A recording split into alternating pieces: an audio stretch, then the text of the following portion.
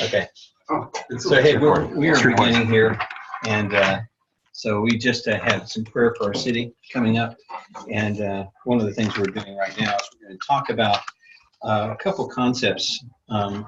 Those sitting at the table here, around this table, John DeVore, working with GVA, and GVA is working with apartment complexes in our city and doing discussion-based Bible studies in those areas with the apartments. Ben Han is with us. Ben is with the San Antonio Baptists and Baptist General Convention of Texas, working on the Healthy Church Initiative. And Sean Sullivan. Sean is with Crossbridge Community Church, a missions pastor. Rich Bello. Rich Bello is with No Place Left here in San Antonio. I'm doing house churches. And behind us is Jason Ross. And Jason is going to start us by talking through a beginning concept. If you've been with us in any of the trainings in churches, we've concentrated on the idea of the 4 fields. And this is both a good tool for letting people kind of catch the vision for what's happening in San Antonio and other cities around the nation and the world. Probably 70 or 80 countries around the world are working with these tools in No Place Left. But the kind of foundation tool is what we call 4 fields. So Jason, why don't you share this 4 fields for us? I'm just going to quickly review this, and then we're going to go right into the teaching this morning, the concept of the 5 levels of movement leadership. So thanks for the introduction, John. So many of us are familiar with the 4 fields illustration. Field number 1. So again, this is the tool that is basically, we're saying, going back to the Gospels and to the book of Acts and saying, what did Jesus do? What did Paul do in order to see this movement that we're a part of now, 2,000 years later, that is reaching whole entire people groups and whole entire nations? And the illustration that we've been using is the 4 fields. Field 1 is entry. How do we go into a people group that's unreached, or a place where there's not anybody that is a believer, or very few, and find people of peace, houses of peace. And then we move to, as we get there, field 2, the gospel. So we share the gospel. And in No Place Left Network, we're using tools like the 15-second testimony, the 3 circles. However you do it, we want to proclaim the gospel of Jesus so that people can have a chance to respond. And then as they do, we move into field 3, discipleship. We want to help people grow in their faith and begin to be able to really walk deeply with their God. But we don't do that alone. We do that in community. And in the New Testament, that is always referred to as church. And so field 4 is where we want to gather believers into communities of spiritual followers of Jesus and form churches. And then at the center of the 4 fields, we have what Jesus refers to himself as laborers. We say leaders or guides, but people who are familiar with the process, who've gone and traveled this road themselves and can reproduce that and train others to go out and reproduce it. So we have multiplication. We have communities that are able to send a laborer into them and experience multiplication there. So again, just to review the 4 fields, I like to, with my Timothys, my men and women that are following me, I like to remind them, though, we never do this apart from the Spirit of God, and that we are deeply, deeply abiding in Jesus. And that's going to be a key theme today, is this idea of prayer and humility, as we talk about the 5 levels of movement leadership. So with that, let me go ahead and transition to the 5 levels of movement leadership now. And erase this here. Well, Jason is doing that.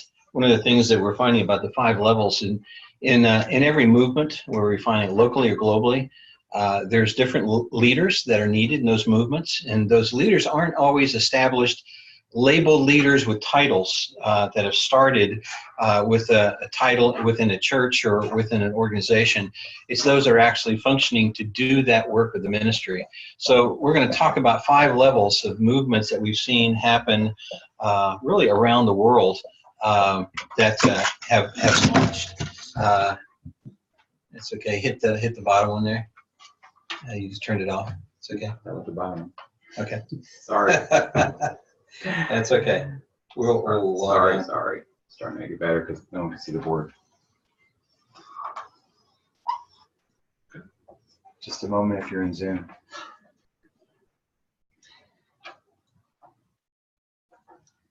Okay, so we're logging back on here, trying to find the technology so you can see the board a little bit better.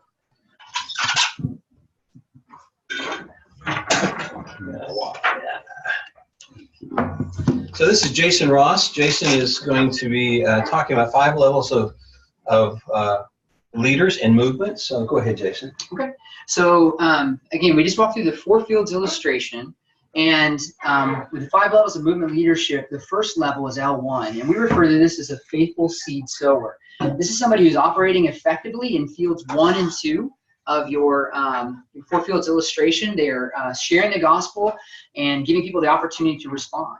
And so again, just a faithful seed sower. As we move over to L2, what we're going to see is that God has called some men and women, some people, to be church planters.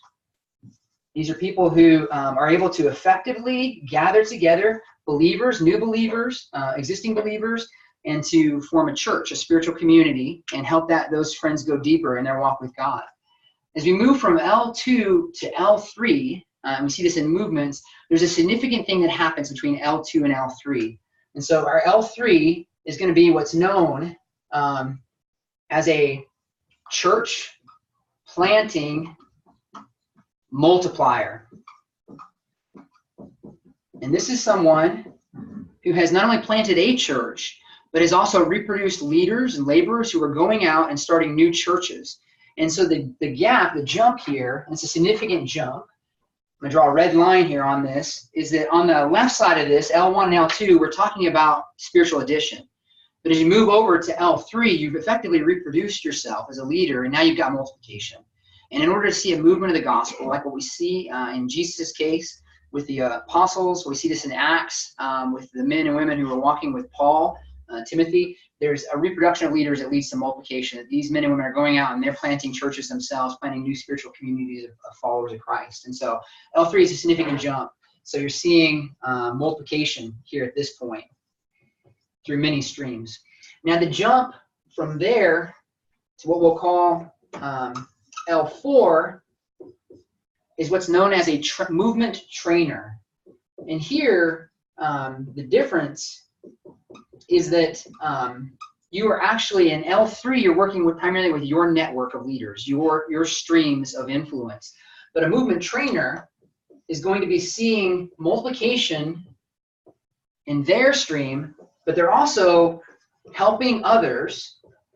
They have the gift, the call of God to be able to go and to help other leaders, sometimes in other countries, sometimes in other organizations or other churches or whatever, who are wanting to see movement, to be able to effectively start and multiply movements as well.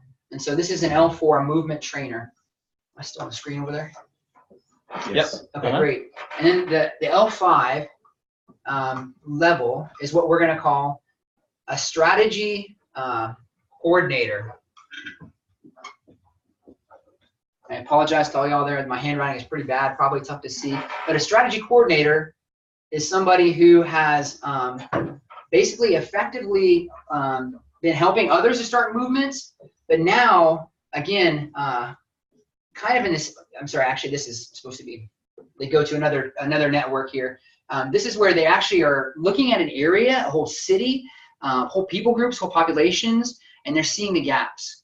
And they're going and they're beginning to try to mobilize church planters, church planting multipliers, and even movement coordinators, movement trainers to be able to reach whole entire people groups, whole entire populations with the gospel of God.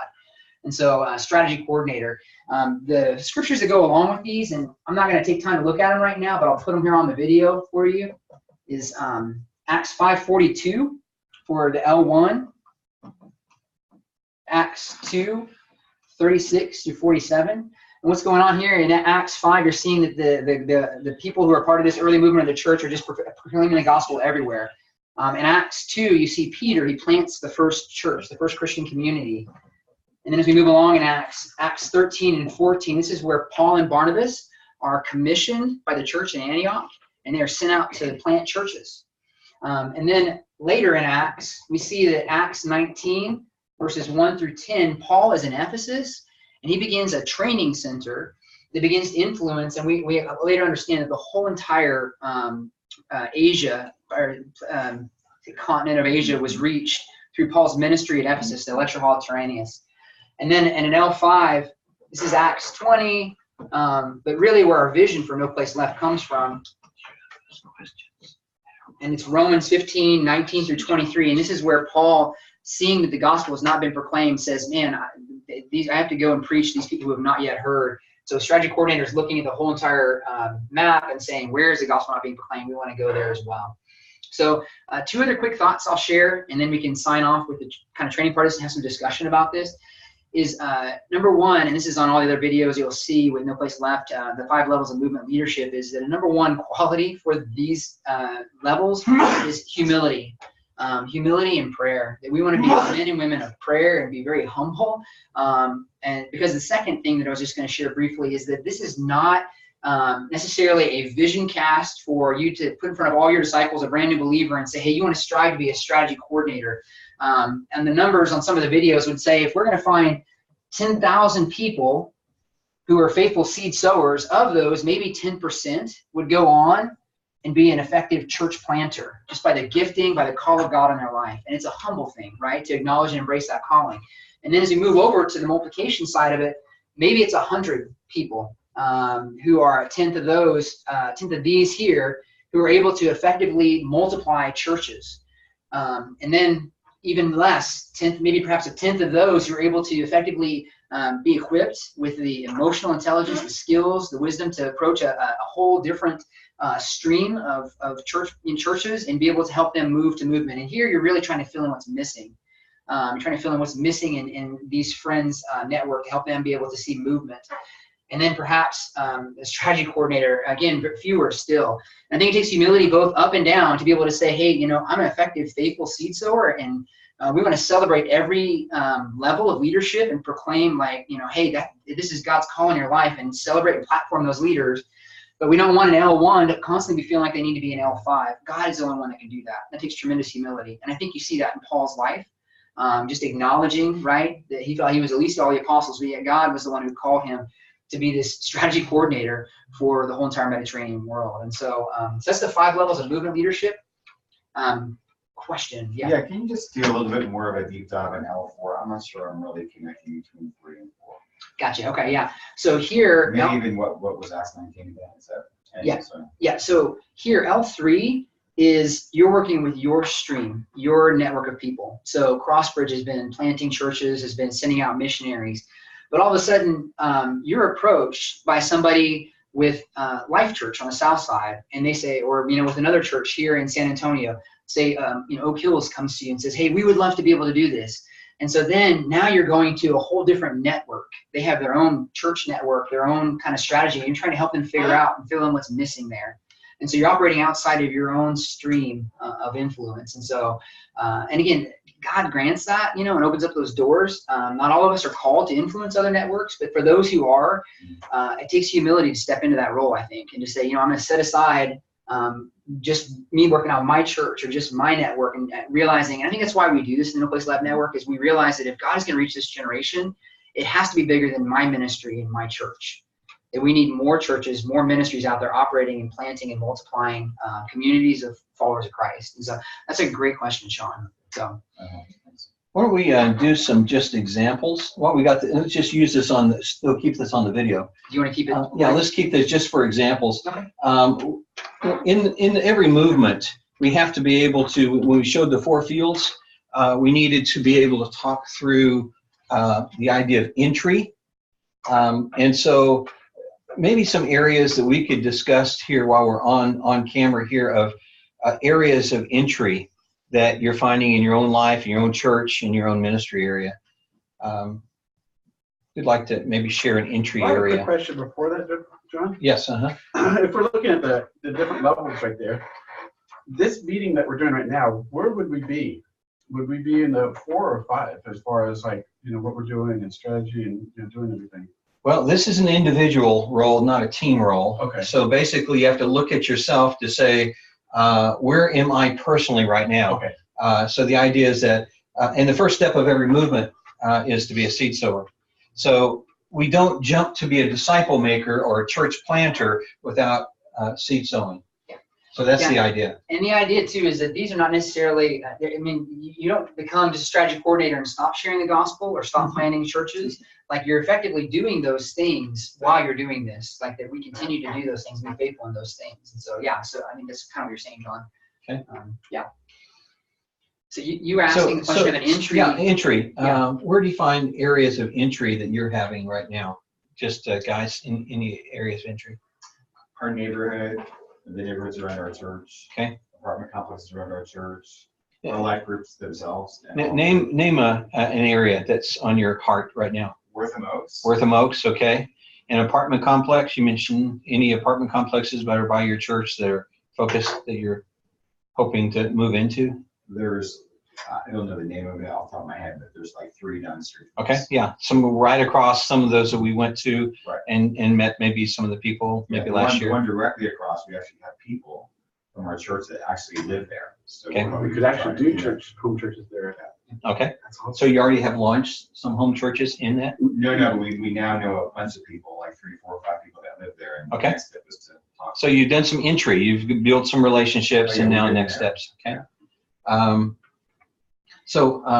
I know John, yeah, go ahead. I'll share one too. Yeah. So we did a training on Tuesday at Baptist University of the Americas, and we were training fields 1 and 2, the 4-on-1, so the 15-second testimony and the 3 circles. But next week we want to go to Palo Alto Community College. We don't have anything going on right there within my network or within the BUA network that I'm aware of, but we want to go in there and we want to find people of peace, persons of peace, that we could maybe establish a community of followers there on Palo Alto Community College. And so Okay. that's an example as well. Now, I'm interested too, John. You've been training, been working with Sean, and then John DeBoer. Would you share a little bit about the apartments? yeah, John, why Working with don't you now. jump on camera here? Okay. Jump over here. And Sean, why don't you join him just a second, just so that they see who we're talking about. Sean is the missions pastor at Crossbridge Community Church, and John is a part of his church and then was a part of discipleship school that began to catch the vision about a year and a half ago as a church, and now has expanded. So why don't you share just a minute, and then John kind of tell a little bit about the apartment complexes that you're beginning to both seed sow and maybe focus on church planting. What do you want me to share? Sorry. From Crossbridge, just the movement of where you maybe trained in the Kindles, how you began to cast that vision as a church. And also discipleship school. So yeah, it really started more with the discipleship school. Our whole idea of starting the discipleship school was to raise up grassroots people that would see the entire cycle and really go for at least level field 1, 2, and 3, within our church. And through that relationship, we started to network with other churches through John and Ben to try to help become better at doing that. So we ended up in training environments and having our people come and be a part of those training environments, and that just got them even more excited. And John was one of those people who used to come to discipleship school very bored, but then something happened. I think it's this, where the Holy Spirit just lighted his fire for seeing the world and seeing the nations, and now he's been to Africa and he's like crazy stoppable. So he is very much excited about taking just not the tool, but taking the word of God to the nations, and especially right here in our city. And so with that, he's connected because of apartments with a ministry that's focusing on that. So tell him about that. Yeah, actually, I'll back up to what Sean had said. When we were doing discipleship school, I was there, and when they told me like we're going to start knocking on doors and talking to people, I'm like, oh, okay, this is not for me. Not for me. I'm not doing that.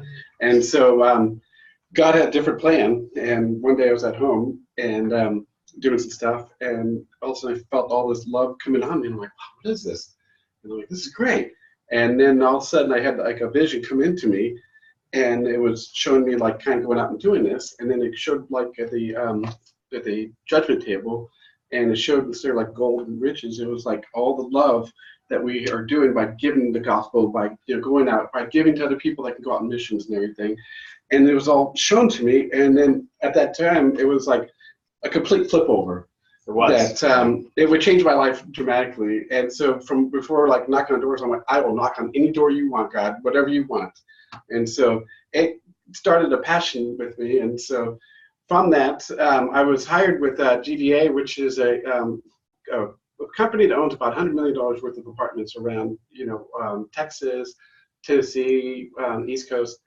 And their CEO came to Christ a little bit later, and he's very evangelical. And so what he did is I'm putting this into my company. So he hired a company chaplain who then went out and hired other people. And what I do is I go to these apartments and I do a Discover Bible study with their property management, their maintenance workers, and kind of getting them in. And so you have every level from like people that are Christians and like want this to people that are more of atheists, but they join and listen, which is awesome because you're planting that seed that will hopefully continue. Hey, John, without telling the apartment complex or the manager's name, can you tell that story of while you were ministering in an apartment complex, how a manager came up and was ready? So basically, I was doing one of my studies, and really one of the basic studies was on Genesis, and she asked to talk to me alone, and I'm like, sure. And so we went off to the side, and she was having some difficulties in her life, and so it was kind of talking about why things happen to people, and it was from the first sin is what we looked at, and when Adam and Eve looked away, and so we started talking about why things happen, and then at that moment I'm like, 3 circles, and so I pulled out my thing and I started going through the 3 circles and talking to her, and I said just from the very beginning, man turned away from God, and I went through the whole thing, and then we kind of did this, and I said, well, is this something that you want? And she goes, yes. And so basically led her to Christ, Wow. And she accepted Christ that day. But the strange thing about that is when we were walking back to where we could just talk, all of a sudden I remembered a dream that I had the night before, and I'm like, I know why I'm here, and so that's when I pulled out and started doing the 3 circles, because I had the dream before that kind of like, hey, you're going to do this at this time. Mm-hmm. And so it was a really neat experience when that happened. And so I'm still working with her. She still has struggles and type thing, but we're still, I see her once a week. Okay. Stay there, John. I have Rich Bello join you on camera here. Rich and John have both been on short-term mission teams. You went to Argentina with us several times, to Cuba, and recently to Ecuador in a training. And John just went to Uganda with us this last summer. Keeping a story short, do you have a story either from a training or sharing Christ in those settings? Because in the sense of doing this in our city, we're encouraging people and giving platforms for people to take that globally as well. So Rich, you have maybe a short story you could tell? Gosh, hard to think of one, but maybe the relationship with Fabio that started and is growing into a I vision. can share that. That's kind of a past and future thing, kind of connected. We, John and several of us went to Santa Fe, Argentina this March, and we did a training for them, basic training for them, 4 days of basic intensive training there for them in Santa Fe, based in the church there, but we invited other churches in the city to come. I think there was like 6 churches represented there. And so they started some churches all of our time there. Some people were saved. There were about 40 churches started, at least initially, and then I don't know how many are still going, but there are still a few going. But there's still some guys that have been impacted and we're still working with down there. One of those guys is named Fabio, and Fabio has just taken upon himself. He started a new entry field in a community outside of Santa Fe. And just through loving these people and doing fun things with them, like in Argentina, they're crazy about soccer. So he started these soccer groups with people, and he's got about 30 people meeting with them, and they not just want to do soccer now, they want to follow the Lord. He wants to train them. So he invited me to come down and help train them. And then he's involved with, and John's done some training too with the drug rehabilitation clinic there that's in Cordoba, or it's close by there in Argentina. So that's kind of a new field that's opening up there, that through a lot of through Fabio. And I just want to go help him. I want to help him expand what he's doing already there in that community of 30, what he has going on with the drug rehabilitation clinic there. So, I think a lot of it is just, we just need to be willing sometimes to step out of our comfort zone. And that's not, I don't want to necessarily go to Argentina. That's not what I came down to San Antonio maybe to do. And I was thinking about doing that 3 years ago. That's where God's called me to go, to help, to work. And Rich, you came to San Antonio to learn in the No Place Left network and be more ingrained in that. and you're part of a local house church and functioning in that role, and then expanding the work here in San Antonio as well as globally. Yes, sir. Yes, sir. So I'm going to ask, John went with a team from Crossbridge to Rhino Camp, which was a South Sudanese refugee camp in Uganda this last summer. Do you have a story that you might be able to share I do. there? So from the beginning, they had church elders there, and they were kind of on board with everything. And they had one gentleman, you could tell that was a leader, influencer, but he was kind of harsh and kind of like a little push off from us. And so kind of tried to work with him a little bit. And then finally one day I said, I would like to go back with you to your family and just kind of show them our bridge illustration and, what, it's about. And so we went back and started to show with his family. And then another family joined us, and then another family joined us. And before I noticed, there was like 60 people standing around as we did this. And he went ahead and accepted Christ. And when we did that, then all of a sudden we had this family and this one and this one. And I think at that end of that day, it was a huge number. It was like 45 people that accepted Christ that day. And it was only because of, finding that one person that was an influencer and, bringing him. And so it really made a difference. Thank you, guys. Let me just share one more illustration, and then we're going to turn off the Zoom. You probably have enough to be able to listen to and be able to put together, but you see that God's working around the world. He's working here in our city as well, as we've begun to train maybe 5 to 6 churches this last year. And now we're trying to see what God can do to build a network together in our city where we might co-join that. And each Thursday at Saba, San Antonio Baptist Association, I-10, starting at 8:45 for some prayer, and then 9 o'clock we'll click on a Zoom and we'll be talking about it. So you can join us physically here and have coffee and sit around the table and discuss, and as well as you can click on Zoom. We'll probably send out the Zoom link as well. And if you want to connect with questions that you have about the movement, how to get involved, I'm going to put my email up. It's john.williams@e3partners.org. And we'd be happy to throw that back to the group, and we'll be able to answer those discussions. Let me answer one question which had to do with steps in this process. And we're not there yet in San Antonio. We're praying about multiplying, but we have in the last 5 years, maybe how many, 6 or 7 years? That's 7 years, guys. Kind of been working together, and we've been really kind of working on developing more seed sowers in the ministry. Those that are taking on and beginning churches on the college, high school campuses, apartment complexes, neighborhoods. We're seeing those, and we see strengths and weaknesses of things that we're trying to develop and become more healthy in those areas.